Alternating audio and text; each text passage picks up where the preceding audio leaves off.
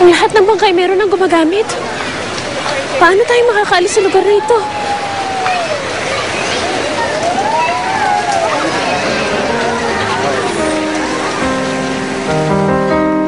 Susubukan? Cotton candy yan. Matamis, di ba masarap? Sarap! Hindi normal sa akin ng ganito. Ngunit ang nadaramay gusto. Ano ba itong nangyayari sa akin? Bakit ko pa rin siya iniisip? Kasmir? Kasmir?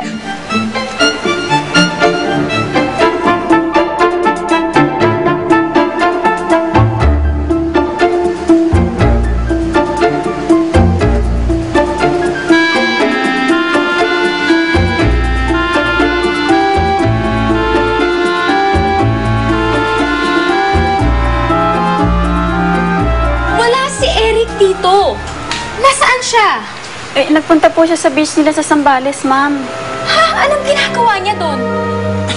Akala ko ba tatawagin mo si Eric? I kept on calling his phone pero hindi siya sumasagot. Ay, nako, Sins. Why are you laughing? Kasi mukha atang nabaliktad yung sitwasyon.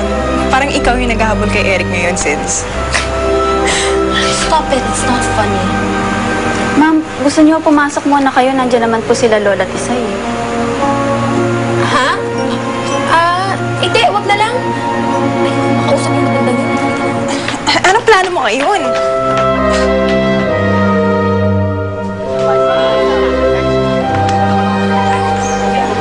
Ayan, nice. Nice pose. 1, 2, 3. Okay. Sila naman si Bob Robbie. 1, 2, 3. Last shot.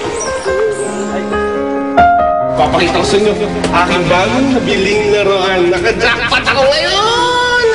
Kuya Eric, luma na yan ah. Paano mo nasabing nakamura ka dyan? Wala na hatang gumagamit ng ganyang klase. Yun nga yung nagustuhan ko dito eh. Luma na siya, classic. Vintage. Teka. Gumagana ba yan? Kumagana, siyempre naman Lola. Pakita ko sa'yo, kukunan ko kayo ha. Ganda!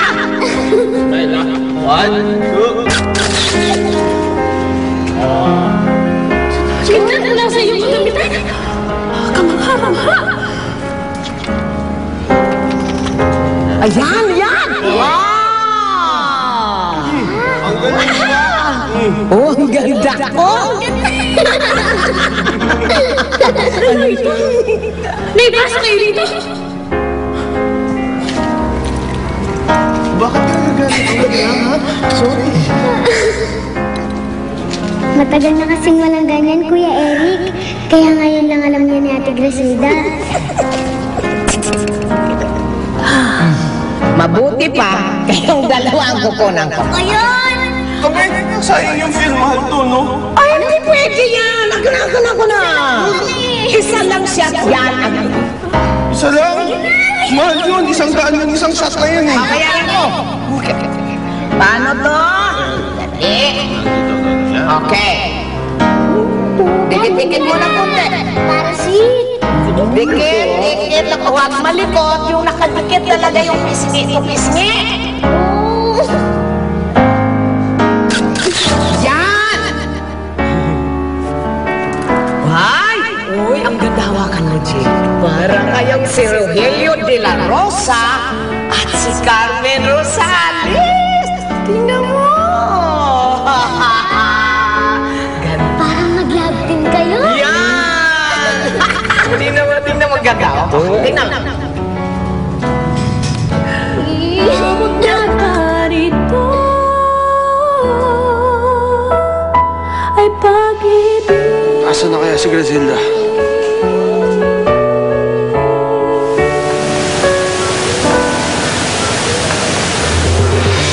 Sana nasa mabuting kalagayan si Griselda.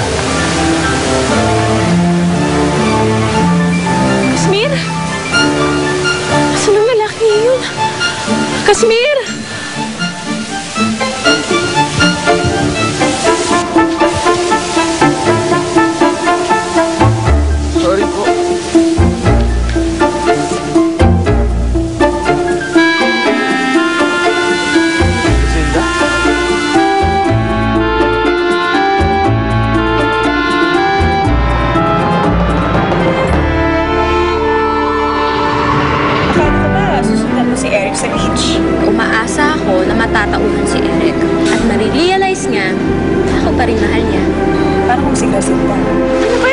sa'yo yung sinasabi?